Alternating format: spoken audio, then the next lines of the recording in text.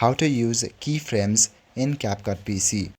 Using keyframes in CapCut is a very simple process. As you can see here on the screen, I have a still photo as an overlay.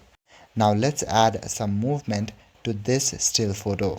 Click on the video timeline and at the top right corner there's the transform option.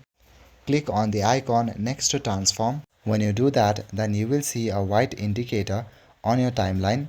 After you see that, then you can move your picture at a certain distance. This will create a transition effect.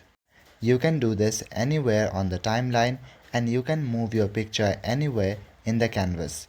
As you can see here, your picture will move according to your keyframe.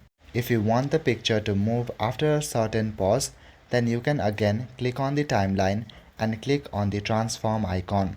This will create a pause between two keyframes. And now again, you can begin moving the picture in your canvas. Let me do that one more time and I will play the video. As you can see here, it's taking pause in the middle. Firstly, it moves continuously, but after some times it takes pauses. That's all for today. Thank you.